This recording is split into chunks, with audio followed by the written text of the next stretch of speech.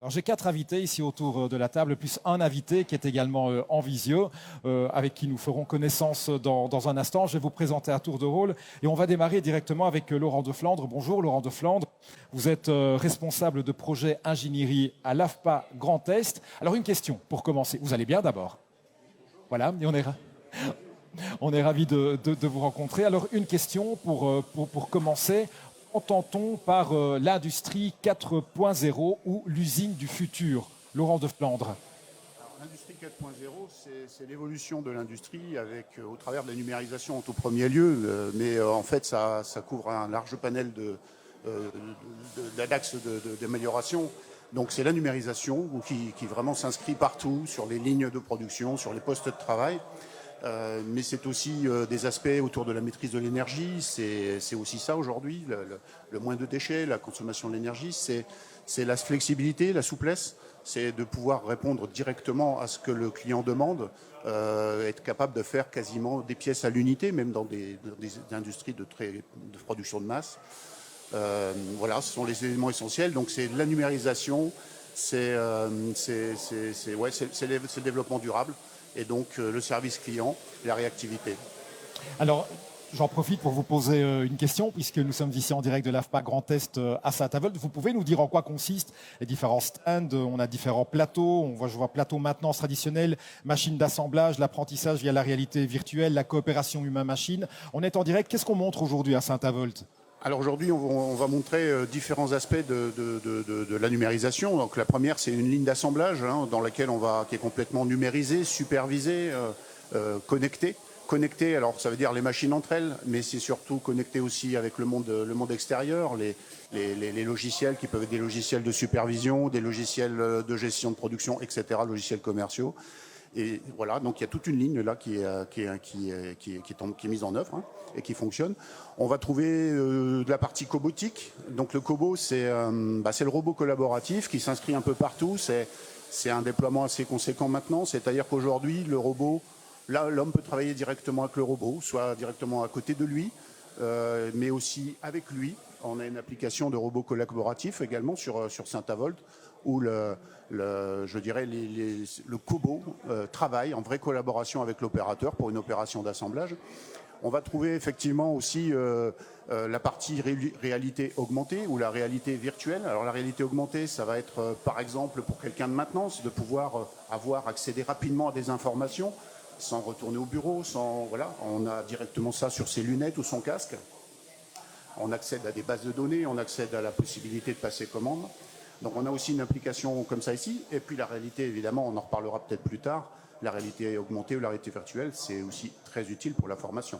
Ce qui est véritablement intéressant, c'est qu'on voit vraiment que l'homme est assisté par la machine, il est assisté par le robot collaboratif, il est assisté par les informations qui apparaissent de façon virtuelle sur des lunettes, sur des HoloLens, véritablement pour dire à l'homme, il y a la valeur ajoutée de l'homme, donc vraiment les compétences qu'il amène, et finalement la machine est en aide pour améliorer les process, diminuer les erreurs, faciliter le travail, faciliter donc l'ergonomie. C'est vraiment ce qu'on retient, notamment de l'industrie 4.0. Oui, c'est ça. C'est-à-dire qu'on va confier de plus en plus aux machines la pénibilité ou la tâche répétitive, et on va confier donc à l'homme une tâche plus de supervision, d'encadrement si je puis dire, en tout cas de supervision de tous ces ensembles, d'analyse et de conduite de ces installations. Effectivement, la technologie est vraiment là pour assister l'homme, et on assiste donc à une mutation effectivement. Probablement des emplois avec un peu plus de recul, peut-être un peu moins de clés de 12 et un petit peu plus d'analyse de ce qui est présenté, de toutes les informations qui sont mises à disposition de l'homme dans l'usine connectée, quoi. À disposition de l'homme et des entreprises, justement, c'est l'occasion d'en parler avec Florence Julien. Bonjour, vous êtes chef de projet Digimob Industrie 4.0 pour la Chambre de commerce du Luxembourg. Alors, quels sont les objectifs de l'industrie 4.0 pour les entreprises? On vient de l'évoquer, il y a des informations qui vont être disponibles, mais les entreprises y trouvent leur compte. Quels sont les objectifs pour les entreprises? Oui, alors pour moi, il y a deux grands objectifs, je dirais. L'industrie 4.0, c'est d'une part un nouveau souffle pour les industries actuelles. Elle promet une modernisation de l'outil de production, qui est tombé en désuétude, et cette modernisation de l'outil est justement permise via les technologies de la communication et de l'information. Mais c'est pas que cela, parce que l'industrie 4.0, il y a aussi une promesse, on l'a dit, de flexibiliser la production et donc de réagir très rapidement à des besoins, à des demandes qui évoluent sans cesse. Et donc les entreprises sont amenées à se redéfinir, à se transformer. Et c'est bien là, en fait, pour moi, le deuxième objectif de l'industrie 4.0, c'est de se réinventer, que ce soit au niveau des process, des outils, mais aussi de manière plus globale par une redéfinition des modèles d'affaires, des pratiques managériales et aussi de l'organisation. Et dans cette logique, justement, les métiers sont amenés à évoluer. Donc ça signifie que l'entreprise évolue, elle doit vraiment réfléchir à sa valeur ajoutée, comment optimiser des processus, renforcer la qualité, diminuer les erreurs et véritablement l'industrie 4.0 est une opportunité pour les entreprises. C'est une occasion de revoir, comme vous l'avez dit, des modèles d'affaires, des business models et de se positionner sur des marchés. Là sont véritablement certains des objectifs. Exactement. En fait, vous l'avez dit aussi, la qualité est aussi très importante. Et justement, voilà, le moyen d'être au plus près du consommateur. Il y a une hypersegmentation en fait à travers l'industrie 4.0.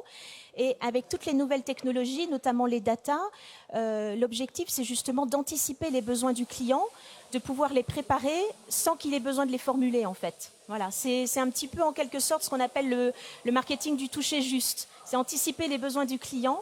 Voilà, sans qu'il ait même besoin de dire ce dont il a besoin. Anticiper les besoins du client, être à l'écoute des demandes du client. Je pense que Jean-Paul Laurent, vous voyez où je veux en venir. Bonjour, vous êtes responsable clientèle enseignement pour Schneider Electric. Comment se concrétisent ces évolutions de l'industrie 4.0, ces évolutions au sein des entreprises, vous qui travaillez pour Schneider? Effectivement, donc Schneider Electric est un certain nombre de sites de production en France. On est une société française. Donc, il y a un certain nombre de points qui ont déjà été mis en place au sein de l'entreprise, vu qu'un des sites, le site du Vaudreuil, est usine de futur depuis 2017. Ce qui est très, très important au niveau de la démarche pour cette mise en place, c'est que c'est quelque chose qui est au sein de l'entreprise, c'est l'ensemble du personnel qui travaille sur le sujet. C'est-à-dire que la data qui est récupérée, elle est mise à disposition, que ce soit des personnes en production, que ce soit des personnes à la maintenance, que ce soit les gens qui sont aussi sur les évolutions des lignes de production. Tous ces éléments-là sont amenés, sont mis à disposition et à partir de ce moment-là, on va donc traiter, faire évoluer au sein d'un site industriel. Il y a ce qui est véritablement intéressant, donc c'est la donnée on doit donner du sens aux data, oui, à la donnée, tout à fait, pour se positionner individuellement, mais également pour collaborer, pour travailler en équipe et améliorer les process. C'est un travail collectif, c'est-à-dire que au sein d'un site industriel, comme on l'a dit tout à l'heure, on doit évoluer très vite. Le monde évolue très vite, donc l'outil de production doit aussi s'adapter très vite à la demande des clients. Et puis en même temps, il y a aussi un point qui est important, qui a été aussi dit tout à l'heure, qui est aussi l'aspect, et on le voit très bien aujourd'hui, de la gestion de l'énergie, avec tout le coût qui importe derrière. Donc ce coût, il a un impact sur le prix de votre produit à la sortie. Donc ça, c'est tous les éléments qui sont mis en place. Mais ces points, ils sont pris un par un au sein de l'entreprise, et on va déterminer par exemple qu'on a identifié une problématique, on va mettre des éléments en place avec des éléments de data, mais c'est quelque chose qui se fait de façon coopérative, tout simplement parce que les personnes qui connaissent la machine, c'est l'utilisateur et c'est le gestionnaire de la ligne. D'accord ? Lui, c'est le gars qui connaît sa ligne. À côté, il y a les gens de la maintenance. Tout ça, on réunit, je dirais, ces personnes, on les met ensemble, on discute, on échange et on identifie les bonnes données. Parce que de la data, on peut en faire, ce qu'on veut. Plein, tout ce qu'on veut. Par contre, ce qui est important, c'est d'identifier les bons éléments qui vont permettre derrière de prendre des décisions et de dire, voilà, là j'ai identifié un problème, je vais apporter telle solution et ainsi de suite. Je vais amener comme ça de la productivité et ça se fait de façon collaborative, c'est pas quelque chose qui vient depuis tout en haut. Alors, ce qui est super intéressant dans ce que vous dites, on parle de l'industrie 4.0, la numérisation, la digitalisation, mais il y a l'aspect coopératif qui est évidemment essentiel, c'est-à-dire mettre les gens autour de la table, donner du sens et travailler ensemble, même si on est aidé par l'industrie 4.0, par la digitalisation, l'essence intellectuelle, elle est centrale véritablement. Ouais, l'essence, elle reste toujours au sein de l'être humain. Faut pas croire que l'usine du futur, je supprime l'être humain, ça c'est pas vrai. On lui apporte des outils supplémentaires pour prendre des décisions et prendre les bonnes décisions. Ça c'est le gros point d'évolution au sein de l'usine 4.0. Alors c'est une question qu'on va poser à Kenza Rekik également. Bonjour, vous êtes Research Associate pour Zema Robotics Academy, avec la place de la robotique dans ces évolutions. Oui. On a parlé de l'homme, on a parlé de la collaboration. Comment la robotique prend place dans l'évolution, dans l'industrie 4.0 ? Justement, très bon timing pour la question parce que ça va très bien avec la réponse de Jean-Paul là.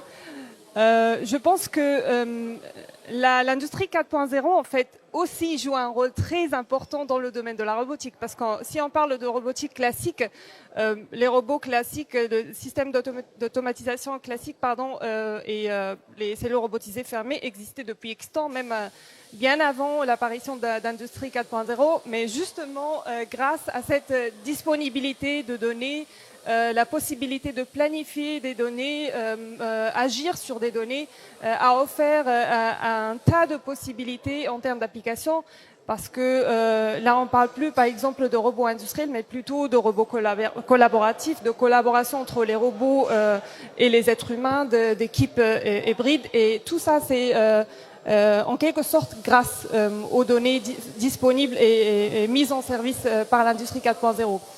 Là, par exemple, cette sorte de données peut être aussi utilisée dans tout ce qui est intelligence artificielle, par exemple, et mise en service dans des processus de contrôle de qualité, des processus, par exemple, aussi qui sont un peu plus flexibles qu'auparavant. Donc, pour clore, en bref, je pense personnellement que les deux domaines, robotique et industrie 4.0, vont main dans la main, en fait, car tout simplement, des avancées dans un domaine engendrent ou ouvrent plusieurs portes pour des avancées dans l'autre et vice-versa. Alors justement, on va découvrir ces opportunités. Vous savez que dans l'industrie 4.0, pour ce projet Digimob Industrie 4.0, nous sommes aux quatre coins de la grande région. Une représentante allemande vient de prendre la parole. Nous sommes en France, nous sommes au Grand-Duché du Luxembourg et partons à Liège, en Belgique, avec avec Frédéric Cambier, pardon. Vous êtes chef de projet Digimob Industrie 4.0 pour Technifutur. Frédéric Cambier, on aime que vous êtes présent en visio. Alors une question à vous poser. Quels sont les éléments qui nous permettent d'acter qu'une entreprise s'inscrit véritablement dans du 4.0. Quels sont ces éléments, Frédéric? Bonjour. Bonjour, Gadi. Bonjour à tous. Voilà, donc je suis chef de projet chez Technifutur. Je m'occupe entre autres également de tout ce qui est Industrie 4.0. Et donc, ce que je voudrais, c'est resituer un petit peu au niveau historique comment on est arrivé à cette fameuse Industrie 4.0 et ce qui la caractérise par rapport aux autres industries. Donc, il y a au début fin du 19e siècle, on parlait d'industrie 1.0. C'était une industrie essentiellement, on parlait de mécanisation, c'est-à-dire que l'homme avait inventé la machine à vapeur et à partir de ces outils-là, eh bien, sa vie a commencé à évoluer, sa qualité de vie a commencé à progresser. Très rapidement, au début du XXe siècle, on a parlé de l'industrie 2.0. C'est une industrie où on a vu une industrialisation de la production de masse. C'est essentiellement l'industrie de l'automobile qui a tiré l'économie vers le haut.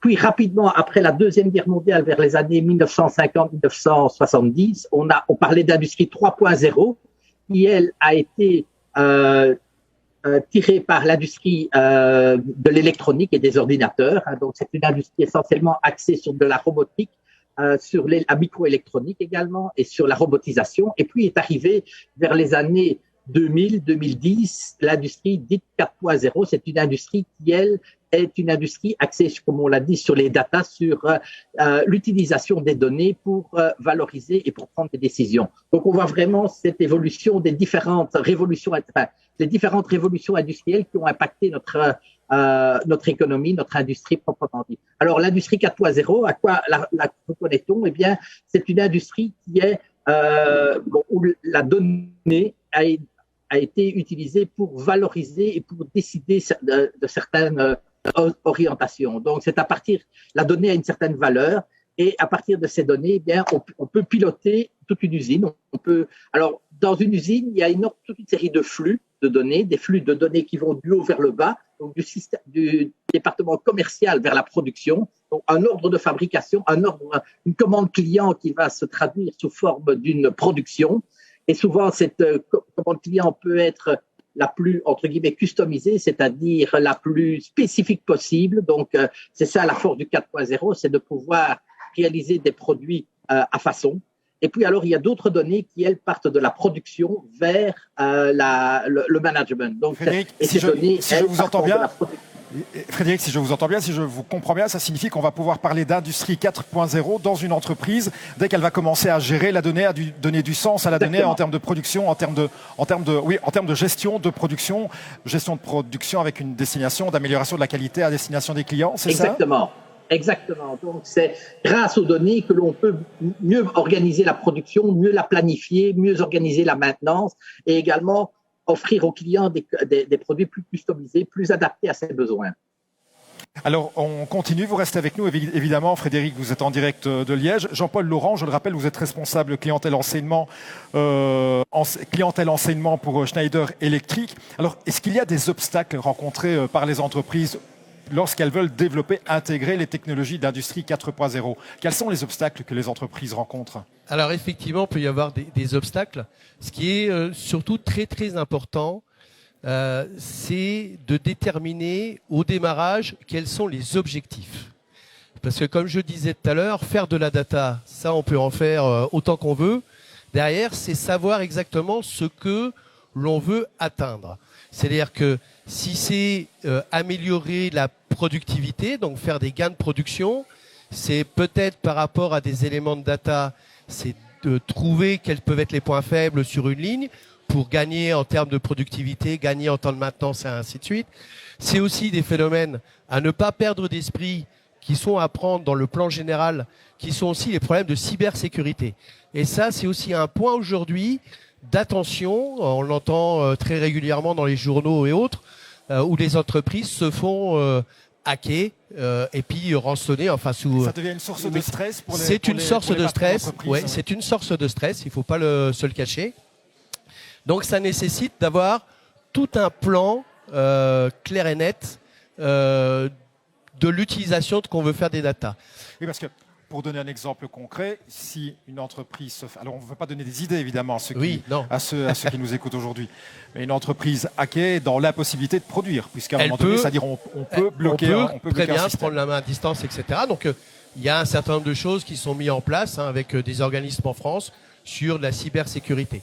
Mais le point le plus important, et c'est ce qui aujourd'hui manque, alors on va dire dans le tissu des PME, PMI, parce que c'est vrai que si on prend j'irai en France, les grosses entreprises du CAC 40, etc., elles ont fait déjà commencer à faire le pas parce qu'elles ont des services, parce qu'elles ont un certain nombre de choses. Dans les PME, PMI, la problématique, elle est d'identifier ce que je disais tout à l'heure, les choses, et de trouver des points relais, alors aujourd'hui, dont les gens comme l'AFPA, tout ce qui est leur formation, etc., sur lesquels ils vont pouvoir s'appuyer pour avoir des gens sur le futur et pouvoir les accompagner sur les projets. Ça, c'est aujourd'hui, c'est un point qui est quand même encore bloquant, c'est trouver des personnes pour travailler sur les projets. Oui, parce que derrière le projet, il y a la scénarisation des apprentissages.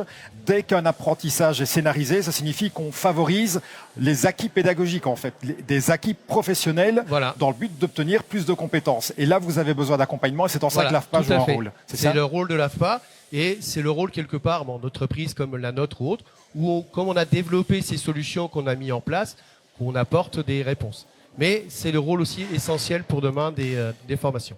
Merci, on apprend plein de choses ce matin déjà. Florence Julien, je rappelle que vous êtes chef de projet Digimembe Industrie 4.0 pour la Chambre de commerce du Luxembourg.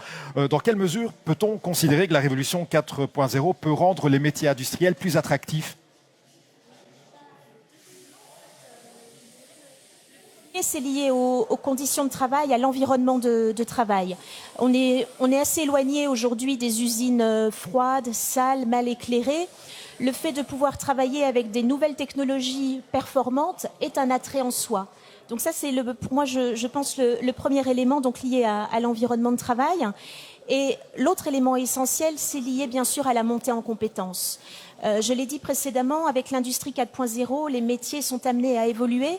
Et ce qui est justement caractéristique du 4.0, c'est la rapidité avec laquelle les métiers évoluent. Depuis ces dernières années, on constate en fait une diminution du nombre d'employés peu qualifiés ou non qualifiés et au contraire une montée en compétences. À Luxembourg, par exemple, les profils d'ingénieurs sont très recherchés, notamment pour accompagner cette transition numérique. Et ce qui est important justement dans cette montée en compétences, c'est qu'on la voit au niveau des compétences techniques, donc les compétences métiers. Bien évidemment, tout ce qui est savoir-faire fondamentaux pour l'industrie sont toujours essentiels. Donc par exemple l'électricité, l'hydraulique, la métrologie, la pneumatique. Mais à côté de ça, il y a aussi toutes les nouvelles compétences qui sont liées à l'éventail en fait des nouvelles technologies. Donc par exemple le fait de devoir travailler sur un ERP, d'utiliser la réalité virtuelle pour faire de la maintenance, de programmer un robot collaboratif, un robot soudeur. Donc voilà, tous ces éléments-là sont vraiment très importants. Donc c'est au niveau des compétences techniques. Et on voit aussi l'importance de plus en plus des compétences comportementales, aussi de savoir-être. C'est effectivement savoir travailler en équipe, savoir communiquer oui, avec ses collègues. Exactement. C'est Pourquoi essentiel. en fait, parce que les nouvelles technologies impactent les méthodes de travail. Et elles nous obligent à détecter les écarts et à intervenir rapidement et à bien communiquer avec ses collègues. C'est ça ? Exactement. Il faut être capable de travailler en équipe, d'apprendre par soi-même, de s'adapter aux changements. Donc toutes ces compétences aujourd'hui de savoir-être sont extrêmement importantes. C'est pas une tendance nouvelle, mais ça s'est vraiment accru avec le 4.0. Et je terminerai juste en disant que, justement, par rapport à cette montée en compétences, la formation professionnelle continue est un enjeu essentiel dans les entreprises. Parce qu'en plus, on voit que ça fonctionne et que les gens sont engagés derrière, ils trouvent un emploi. Il nous reste 3 minutes, que le temps est court quand on est en bonne compagnie. Kenza Rekik, je rappelle, chez Zema Robotics Academy, comment peut-on augmenter ce qu'on appelle l'appétence, l'envie de travailler justement dans ces métiers, qu'on s'adresse à un public jeune, un public expérimenté. On vient de le faire avec Florence, déjà expliqué que la communication est essentielle, on travaille avec des autres métiers, la réalité augmentée, la réalité virtuelle. Mais qu'est-ce qu'on peut dire encore aux jeunes et aux personnes qui souhaitent se former davantage aujourd'hui, peut-être réorienter leur carrière ?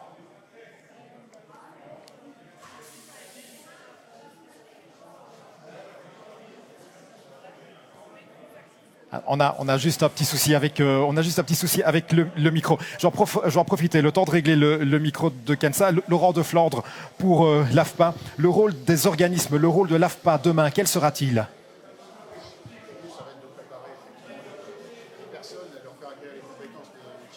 Dans l'industrie 4.0, bien évidemment. On a parlé de comportement et vous avez parlé de scénarisation tout à l'heure. La façon dont on met la formation en œuvre, c'est ça, c'est de mettre les personnes dans des situations réelles de professionnelles avec une scénarisation qui va permettre le travail d'équipe, qui va les mettre en vraie situation de collaboration avec la mise à disposition des données. Donc ça, c'est un des rôles fondamentaux, hein, c'est de préparer déjà par le passage en formation.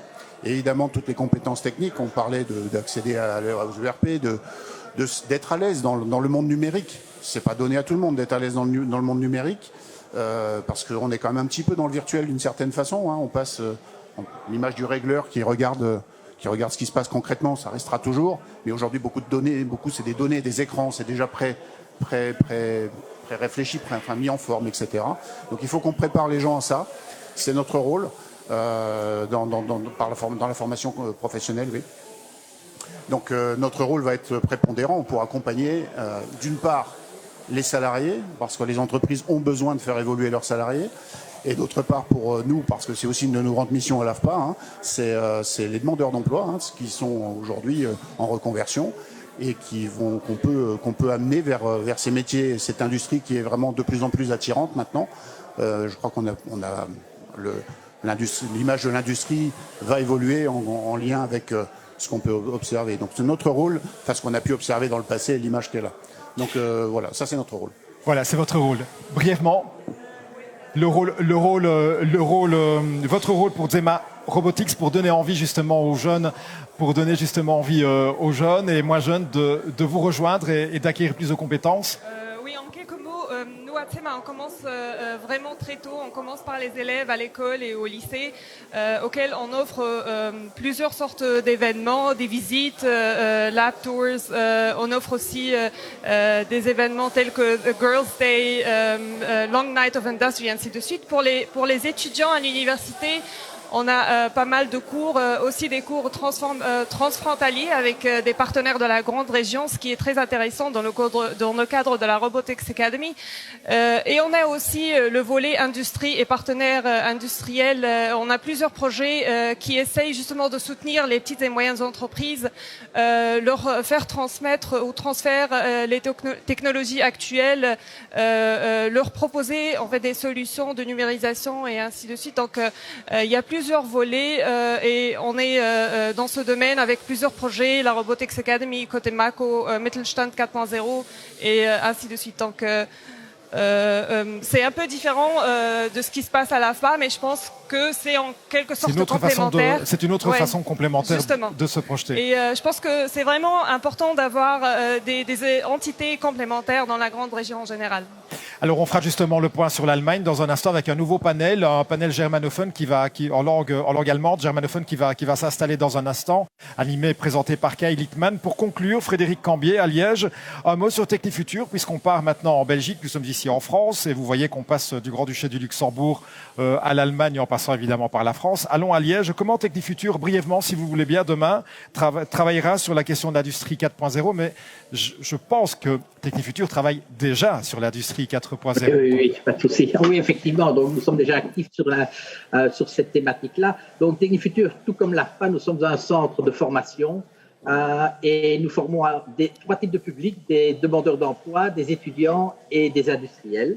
Alors, pour les demandeurs d'emploi, on a intégré le 4.0 dans toutes les formations pour demandeurs d'emploi. Alors, à cet égard, Technifutur a également un démonstrateur 4.0, un peu l'équivalent de celui qui existe actuellement et qui est inauguré aujourd'hui à l'AFPA. Et donc, l'ensemble des demandeurs d'emploi, quel que soit leur cursus, ils vont alors 2-3 jours sur ce fameux démonstrateur 4.0 pour comprendre l'importance de comment les data, les données vont impacter leur métier dans le futur. Exemple, l'utilisation d'un ERP, l'encodage de données sur une ligne de production pour gérer la qualité. Alors, idem pour les étudiants. Les étudiants viennent également suivre une journée de sensibilisation à l'industrie 4.0. Alors, pour les industriels, eh bien, Technifutur a mis en place ce que l'on appelle un certificat d'excellence opérationnelle et numérique. C'est en réalité 7 jours de formation sur 7 thématiques différentes où on explique l'importance des data sur des différents métiers. Donc, sur le métier du vendeur, sur le métier en production, sur le métier sur le responsable qualité et ainsi de suite. Donc, comment, grâce aux data, eh bien, leur métier va évoluer.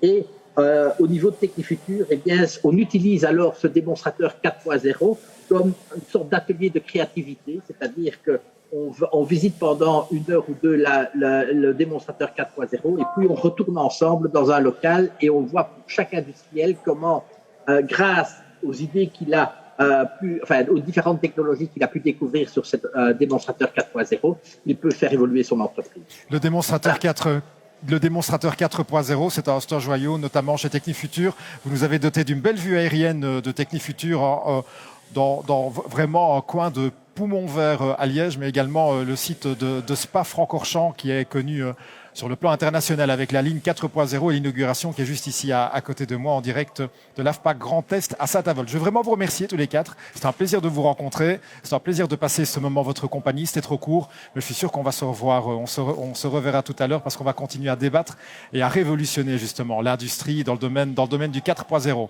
Kai Littmann prend la parole dans un instant, un panel germanophone pour évoquer justement l'industrie 4.0 avec un regard notamment luxembourgeois et allemand. On se retrouve dans un instant pour la partie francophone. Les débats continuent. Ce sera vers 11h. Tout de suite, c'est un débat en allemand. À tout de suite.